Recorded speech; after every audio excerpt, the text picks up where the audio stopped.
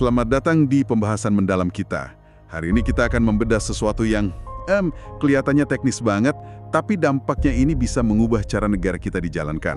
Betul sekali. Kita akan membahas rancangan undang-undang tentang Satu Data Indonesia.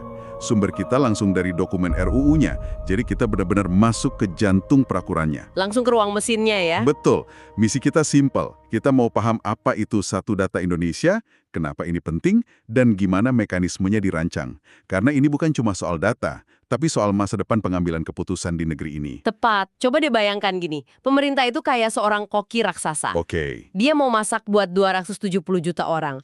Nah, selama ini bahan-bahannya, yaitu data, itu tersebar di ratusan gudang yang beda-beda. Punya kementerian, punya lembaga. Setiap gudang punya labelnya sendiri-sendiri ya pasti. Persis. Ada yang pakai kilogram, ada yang pakai pon, mungkin ada bahan yang sudah kedaluarsa. Nah, RUU ini pada dasarnya adalah upaya raksasa buat merapikan seluruh dapur itu. Menciptakan satu resep, satu standar gitu ya. Betul, satu inventaris terpusat, biar masaknya jadi lebih enak dan pas. Analogi yang sangat kena nih. Oke, mari kita mulai dari akarnya. Kalau kita lihat di bagian menimbang, RUU ini ada satu frasa yang diulang-ulang terus. Yang mana itu? Kebutuhan data yang kutip akurat, mutakhir, terpadu, dapat dipertanggungjawabkan, serta mudah diakses dan dibagi pakaikan. Ini kayaknya inti masalahnya ya. Betul sekali, itu mantranya. Karena kan selama puluhan tahun masalah klasik kita itu silo data. Silo data. Data kemiskinan di Kemensos bisa beda dengan data BPS. Data lahan pertanian di Kementan nggak sinkron sama data BPN. Akibatnya, kebijakan jadi nggak presisi kan? Bantuan bisa salah sasaran. Tepat, evaluasinya jadi susah. Nah, RUU ini mau mengakhiri itu semua. Makanya di pasal 1, Satu Data Indonesia itu didefinisikan bukan sebagai aplikasi loh, Bukan aplikasi, terus apa? tapi sebagai sebuah kebijakan tata kelola data pemerintah. Nah, kata kuncinya tata kelola ya. Jadi ini bukan soal beli server baru atau bikin software canggih. Bukan, ini soal mengubah aturan main, mengubah kebiasaan kerja. Oke, aturan mainnya apa saja nih? RUU ini meletakkan 5 fondasi utama, 5 prinsip. Tapi kalau kita sederhanakan, sebenarnya ada 2 ide besar di baliknya. 2 ide besar, apa itu? 3 prinsip pertama itu soal menciptakan bahasa yang sama untuk semua data. Oke, bahasa yang sama. 2 sisanya itu soal membangun pipa yang aman dan efisien, biar data yang udah satu bahasa itu bisa mengalir lancar. Wah, menarik. Bahasa dan perpipaan. Kita bedah bahasanya dulu, apa saja itu? Yang pertama dan paling fundamental itu standar data, ada di pasal 4-6. Jadi setiap data itu wajib punya standar yang jelas. Standar soal apanya? Mencakup konsepnya, definisinya, klasifikasi atau cara pengelompokannya, ukuran dan satuan. Oh, ini seperti memastikan semua orang di Indonesia setuju kalau 1 meter itu ya 100 cm. Nggak ada lagi yang pakai jengkal atau depa buat urusan resmi. Persis. Jadi kalau Kementerian Koperasi bilang UMKM itu omsetnya di bawah 2 miliar, ya semua instansi lain harus pakai definisi yang sama. Nggak ada lagi interpretasi ganda. Oke, itu yang pertama. Komponen bahasa kedua? Kedua adalah metadata. Diatur di pasal 7 dan 8. Gampangnya, ini label informasi di setiap data. Label informasi? Kalau data itu produk di supermarket, metadata itu label di bungkusnya. Isinya nilai gizi, tanggal kedaluarsa, siapa produsennya. Jadi setiap data harus punya keterangan. Siapa yang buat, kapan, pakai metodologi apa.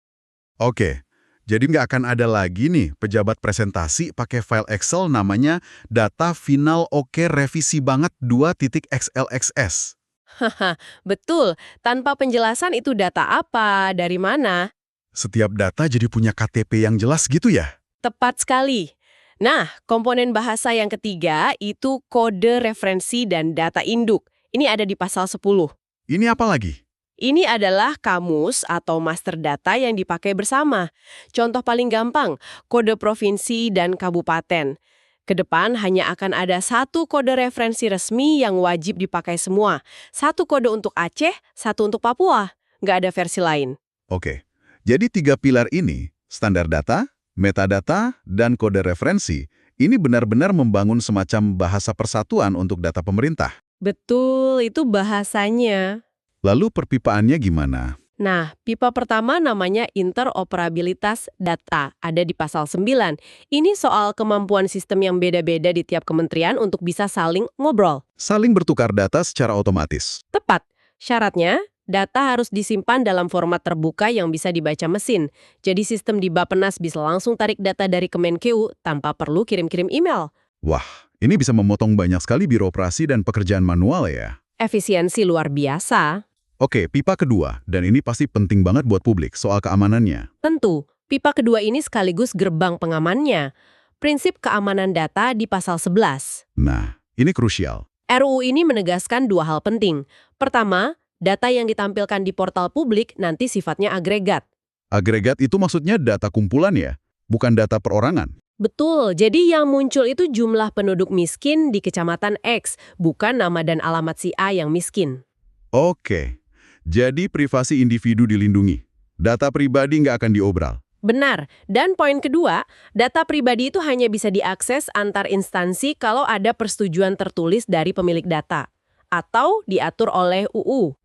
Jadi ada batasannya yang jelas sekali. Jelas, dan data soal pertahanan dan keamanan negara juga secara eksplisit dikecualikan. Oke, aturannya jelas, prinsip basa dan pipanya sudah ada, tapi kan aturan tanpa wasit dan pemain nggak ada artinya. Siapa yang ditugaskan menjalankan mesin raksasa ini? Bab 4 memetakan strukturnya dengan sangat-sangat detail. Di tingkat pusat itu arsitekturnya hierarkis. Di puncak ada yang namanya Dewan Pengarah.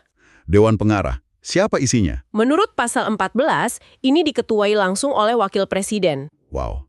Wakil Presiden? Betul. Anggotanya para menteri kunci. Ada Menteri PPN Kepala Bappenas, Menteri Keuangan, Mendagri, Menkominfo, Menpan RB, Kepala BPS, dan Kepala Badan Informasi Geospasial. Tunggu dulu. Ini levelnya tinggi sekali ya.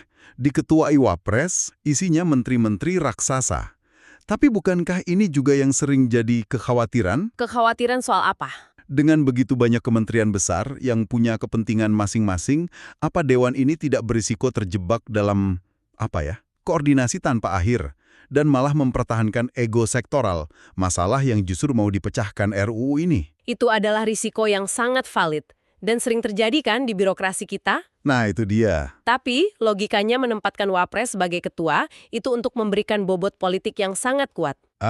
Jadi biar nggak dianggap remeh. Tepat, biar arahan dari Dewan ini punya gigi.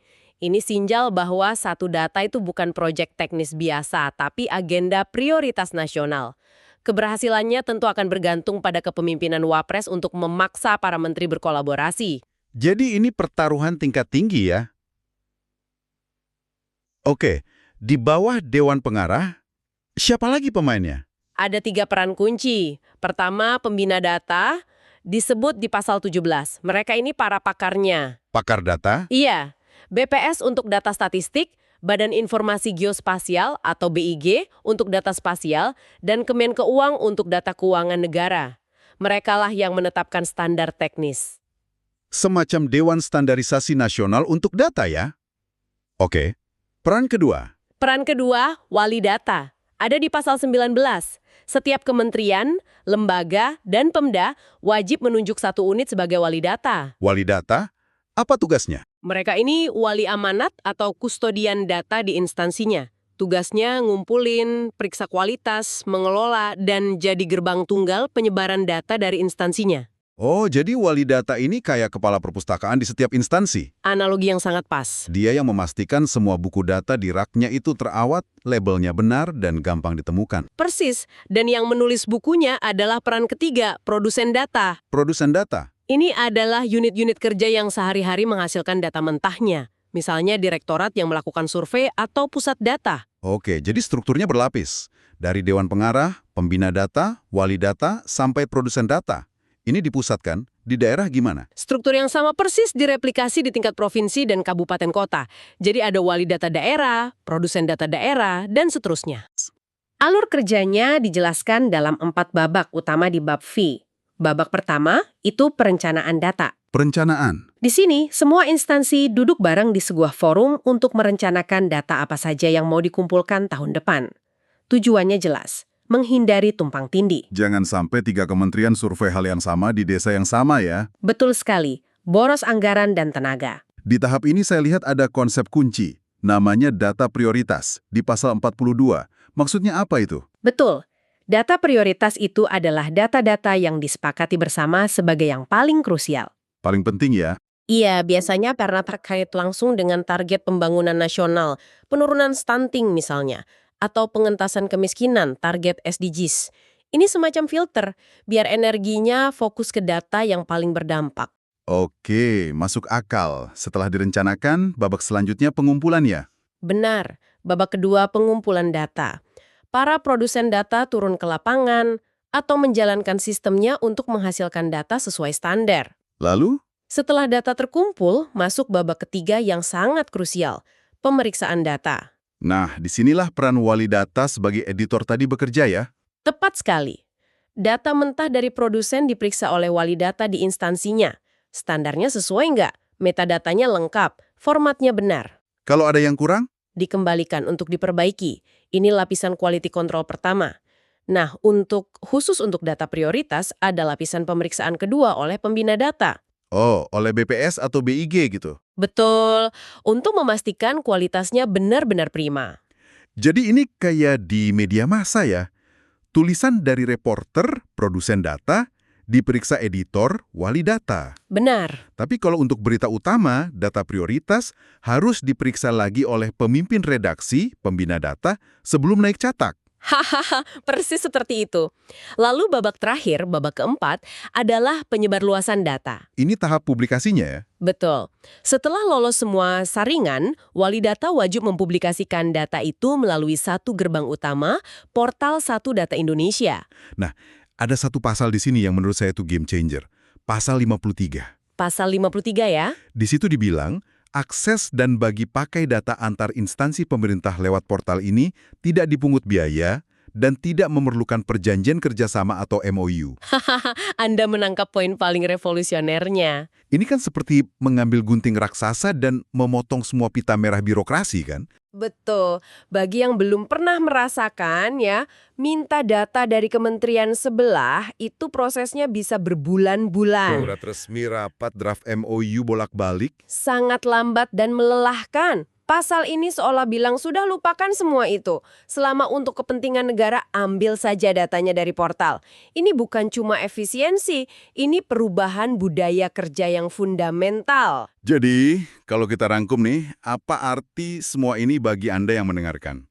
RUU 1 Data Indonesia ini adalah sebuah upaya yang sangat ambisius, sistematis, dan terstruktur Sangat terstruktur. untuk merombak total cara pemerintah mengelola asetnya yang paling berharga di era digital, data. Tujuannya bukan data untuk data ya, Bukan. tapi data untuk kebijakan yang lebih cerdas, pemerintahan yang lebih transparan, dan layanan publik yang lebih efektif. Visi besarnya adalah transisi dari data yang terisolasi di kerajaan-kerajaan kecil tiap instansi menuju sebuah ekosistem data nasional yang terintegrasi Sebuah ekosistem di mana informasi bisa diandalkan. dan mudah ditemukan serta dimanfaatkan secara maksimal. Ini pekerjaan rumah yang luar biasa besar, tapi paling tidak RUU ini sudah menyediakan peta jalan yang sangat detail. Tentu, peta jalan yang komprehensif. Tapi kita semua tahu, sehebat apapun petanya, tantangan sebenarnya itu kan ada di medannya. Selalu begitu. RUU ini sepertinya sadar akan hal itu. Benar.